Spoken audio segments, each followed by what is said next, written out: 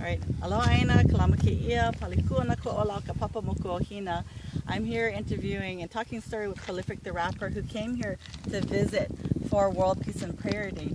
He is known for the lyrics and the words that he shared from Standing Rock. And we wanted to bring him here to talk a little bit and show him the beauty of our land, not only to show how we are besieged, but also to show how we have responded and risen up. And you're telling us that there were some messages and some stories and some lessons that he had learned from coming here. Do you mind sharing that a little bit? Yeah, a lot of lessons I learned. It's starting to rain on us. But one I learned from both you guys and from the places you took us. And one I learned from Earl is how you take care of people. And it's like, I already told him, but he has like this way of, I just didn't know how to describe it, so I said it's kind of like a chief or something, where you take care of people. You didn't ask and wait for them to express their needs. You just went out there and worked and worked and worked and took the initiative to make sure everyone's set, but also extending all that love and making us feel good. And my wife felt the same way. That was a big lesson for me, how you treat people. The other one that I learned from you was it's just as important or more important to live what we love, as more important than fighting what we hate or what's hurting us.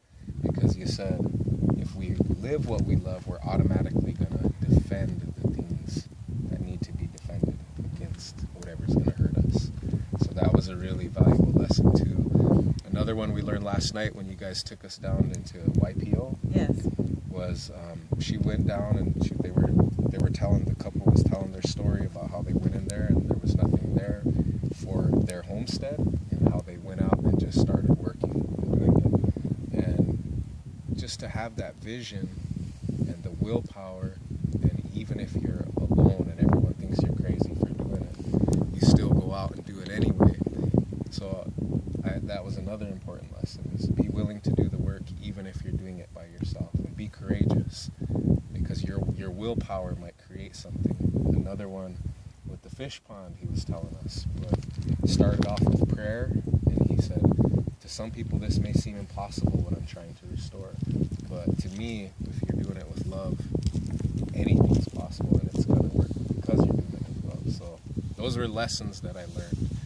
And one more that I learned, and it was a thought I had when I was sitting in a restaurant full of tourists, and I was talking to my wife, and I said, you know, a lot of tourists come and they want to see the beautiful beaches and the beautiful land, and they want to taste the food, and they want to see your guys' culture, the beautiful side of it, right?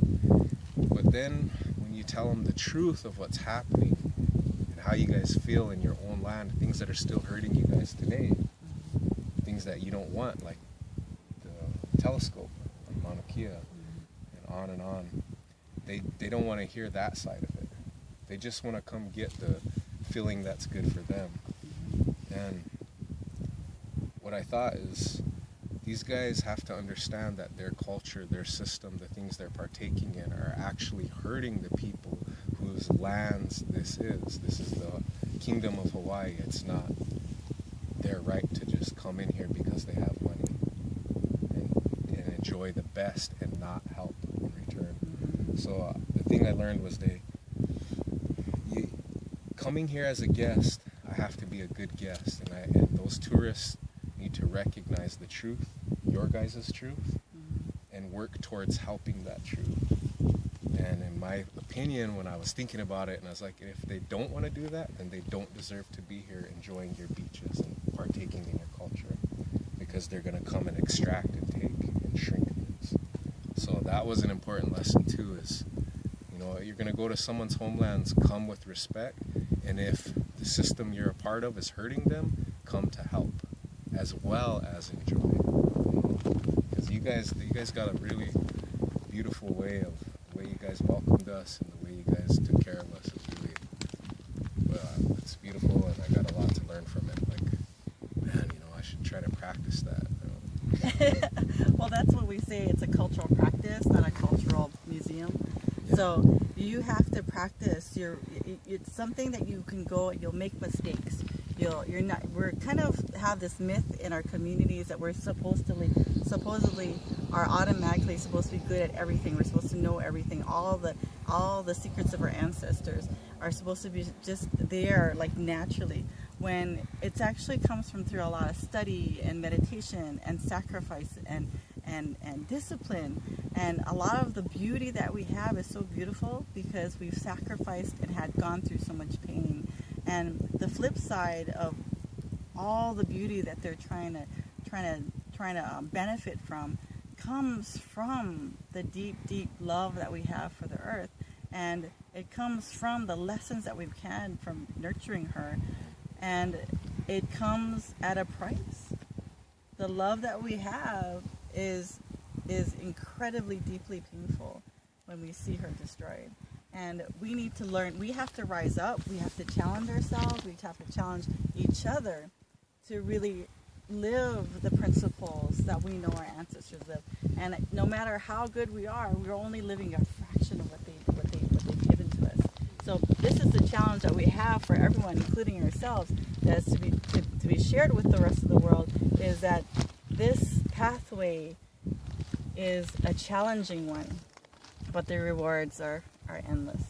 And we just have to walk that pathway, and everything that we've benefited from to this point is because our ancestors have sacrificed. When he talked about the Ku'e petitions, everybody who was on, we had a population of about 40,000 and 38,000 signatures within about a month's time, during a period of time when there was no, it was all through horse and buggy, and it had to go from island to island, and they collected almost almost everybody said, no, we will absolutely not accept annexation. And every single one of those kupuna were blacklisted. They were no longer, they were hunted down, they're imprisoned, they're persecuted. But to this very day, our people look at the fact that they have always given us this gift of resistance, and that we